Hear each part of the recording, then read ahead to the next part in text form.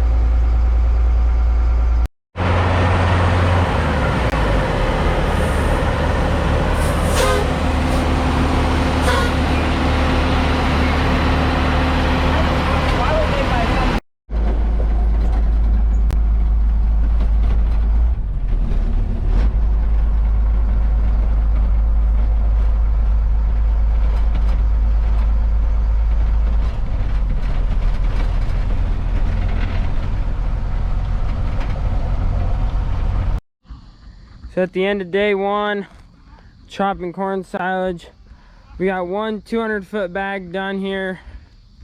We're working on a 300-foot bag. Probably a little over halfway done with that. In a couple days, probably tomorrow, we'll come by with the loader tractor and scoop that out and dump it in one of the new bags.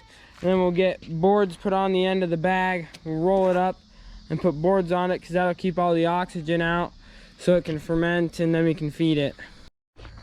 So this is the chopper. It's a Kloss 890 Jagger. It's got a 10-row head. Pretty mean looking machine if you ask me. Then we got the 3 trucks up here.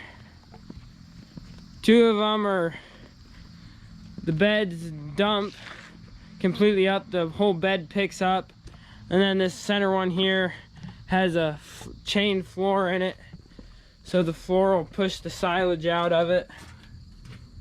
Kind of see it in there. That's the chain, pushes the silage out. And then This is the truck Garrett was driving today. He doesn't have to drive tomorrow. Someone else will be driving. This is a dump truck too. The whole box picks up and dumps. The whole back opens up. So now we got the bagger here. It's a Kelly Ryan bagger. Makes a 10-foot bag. Got the truck dump on it. Trucks just back up and unload. It's all PTO driven by a 1456 International turbo. Just a PTO. And then there's a hydraulic pump on it to run other stuff. Tractor's got a little bit of an oil leaking problem. As you can see, comes the whole way back of the bag. Then there's these cables. They're hooked up to the bagger. There's a brake on the bagger that the cable wraps up on a spool, and there's a brake on it to hold the cables on. And it comes back to a backstop here. So this is the backstop here. Cables just hook up to it. There's so much pressure on it, it's actually picking up over the bag. So that'll apply pressure to the bagger so that way it can't move forwards as easy. So it packs good. So we've got a bit of an issue out here at the silage bags. When we first started filling the first bag, the 200-foot bag, when the guy went to put his box up, it pushed the bagger back, so it's like 2 feet from the bag that we're feeding out of. So you gotta be careful we don't put a hole in the new one, but we still gotta get silage out of this bag without pushing it into the other side of the other bag.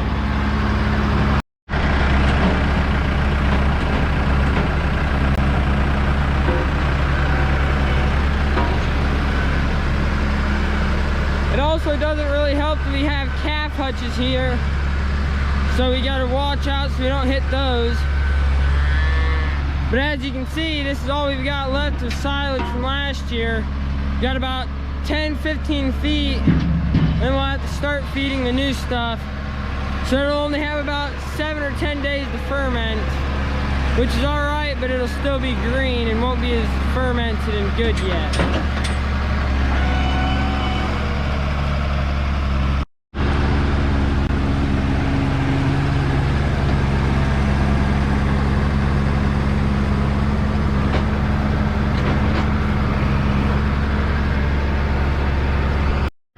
I'm also not running the PTO on the tractor to mix the feed. So I'm not running the PTO on the tractor to mix the feed right now, because since we're on dirt, any feed that spills over the top's just gonna get wasted. Like if we were on concrete, I'd be running it so it mixes the corn silage down in with all the other feed, but it'd probably a bunch of it would spill out the top, so I'm just not mixing it. So you can see we got a pretty good pile of silage up here on top of the mixer, because I'm not running the PTO to mix it down in with all the other feed. So yeah, I got a bunch of room down here, but he can't get it over far enough to get it down there.